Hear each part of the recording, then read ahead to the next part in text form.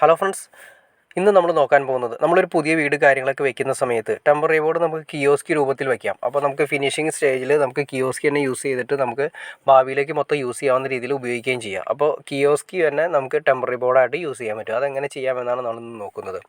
ആദ്യമേ തന്നെ നോക്കുക, നമുക്ക് വേണ്ട പവർ പ്ലഗ് കാര്യങ്ങൾ, 2 പവർ പ്ലഗ്, സാധാ പ്ലഗ് കാര്യങ്ങളൊക്കെ കൊടുത്തു. ആദ്യമേ തന്നെ ഇതിൻ്റെ സ്റ്റാൻഡ് കണ്ടോ, ഈ സ്റ്റാൻഡ് നമ്മൾ ആദ്യമേ തന്നെ കോൺക്രീറ്റിൽ എത്രയാണോ ഹൈറ്റ് വേണ്ട ആ ഹൈറ്റിൽ നമ്മൾ ആദ്യമേ തന്നെ കോൺക്രീറ്റിൽ ഉറപ്പിക്കണം. കോൺക്രീറ്റിൽ ഉറപ്പിച്ച് കഴിഞ്ഞതിന് ശേഷം നല്ല ഫിക്സ് ആയിട്ട് വെക്കുക, കോൺക്രീറ്റിൽ ഉറപ്പിച്ച് വെക്കുക. അല്ലെങ്കിൽ നമ്മൾ കോൺക്രീറ്റ് തറ കാര്യങ്ങളൊക്കെ കെട്ടിയതിന് ശേഷം ഡ്രില്ല് ചെയ്ത് ഉറപ്പിക്കുകയോ ഏതാണോ ഒരു ഉത്തമം അതുപോലെ നമുക്ക് ഉറപ്പിക്കാം. ഇതാണ് നമ്മൾ അതിൻ്റെ അകത്തേക്ക് ഫിനിഷിംഗ് സ്റ്റേജിൽ വരുന്ന കേബിൾ കാര്യങ്ങൾ കൊണ്ടുവരാൻ ഇട്ടിരിക്കുന്നത്. ഇനി നമ്മൾ ഉപയോഗിക്കുന്ന വെച്ചാൽ ടെമ്പററി ബോർഡായിട്ട് ആദ്യം യൂസ് ചെയ്യുന്നു. ആദ്യമേ തന്നെ ടെമ്പററി ബോർഡിലേക്ക് കാണുന്ന മീറ്റർ വരുന്നുണ്ട്. മീറ്ററിൽ നിന്ന് നേരെ വരുന്നത് ഫ്യൂസ് യൂണിറ്റിലേക്കാണ്. ഫേസ് ഫ്യൂസിലേക്ക് വരുന്നു, അതായത് നേരെ ഫ്യൂസിലേക്ക് വരുന്നു. അതുപോലെ തന്നെ ആ ഫ്യൂസ് വഴി നേരെ അടുത്ത സെക്ഷനിലേക്ക് പോകുന്നു. അതുപോലെ തന്നെ ന്യൂട്രൽ ലിങ്ക് വഴിയാണ് കയറുന്നത്. ഫേസ് ന്യൂട്രും നമ്മുടെ ഈ പറയുന്ന 2 വയറുകളാണ് നമ്മുടെ മീറ്ററിലേക്ക് kseb തരുന്ന മീറ്ററിലേക്ക് കണക്ട് ചെയ്യുന്നത്.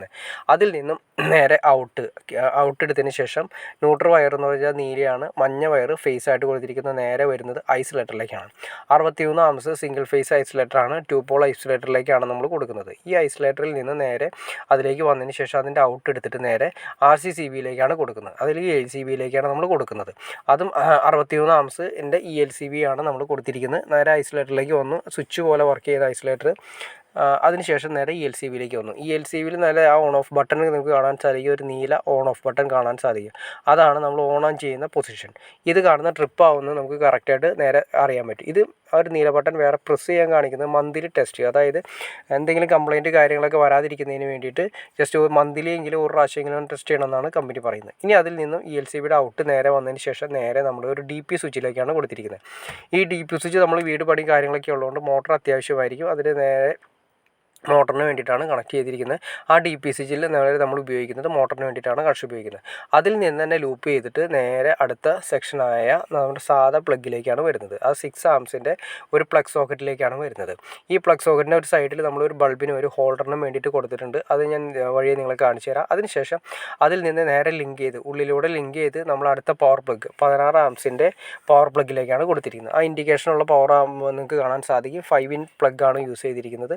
അതിൽ നിന്നും അടുത്ത പവർ പ്ലഗ് 5-in പ്ലഗിലേക്ക് തന്നെ പ്ലഗ് സോക്കറ്റിലേക്ക് തന്നെ അടുത്തയിലേക്ക് കൊടുത്തിരിക്കുന്നത്. 2 പവർ, അതായത് വീട് പണി അത്യാവശ്യം കാര്യങ്ങളൊക്കെ തുറക്കുമ്പോൾ പവർ പ്ലഗും സാധാ പ്ലഗും നമുക്ക് അത്യാവശ്യമാണ്.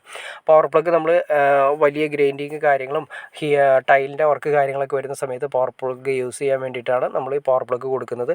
അതുപോലെ തന്നെ വെൽഡിങ്ങിൻ്റെ വർക്ക് കാര്യങ്ങളൊക്കെ വരുന്ന പവർ പ്ലഗിൽ നിന്ന് നമുക്ക് എടുക്കാൻ വേണ്ടിയിട്ടാണ് പവർ പ്ലഗിലേക്ക് കൊടുക്കുന്നത്. പിന്നെ വരുന്നത് സാധാ പ്ലഗാണ് വരുന്നത്. അതിനുശേഷം നമ്മൾ ഇതിൻ്റെ 2ൻ്റെയും കൂടി ഈ 3 പ്ലഗുകളുടെ എർത്തുകളെല്ലാം കൂടി ലിങ്ക് ചെയ്തതിന് ശേഷം നേരെ നമ്മൾ ആദ്യമേ തന്നെ ഈ കിയോസ്കിയുടെ ബോഡിയെ നമ്മൾ എർത്ത് ചെയ്യുന്നു. ഇതിൽ നിന്ന് നേരെ നമ്മൾ കിയോസ്കി ഉറപ്പിച്ചതിന് ശേഷം ആ ഒരു കോപ്പറിൻ്റെ വയർ നമ്മളെടുത്ത് നേരെ അണ്ടർഗ്രൗണ്ടിലേക്കാണ്, ഗ്രൗണ്ടിൽ നമ്മൾ എർത്ത് ചെയ്ത് കൊടുക്കുന്നു. അങ്ങനെ എർത്ത് കാര്യങ്ങൾ കംപ്ലീറ്റ് ആകുന്നു.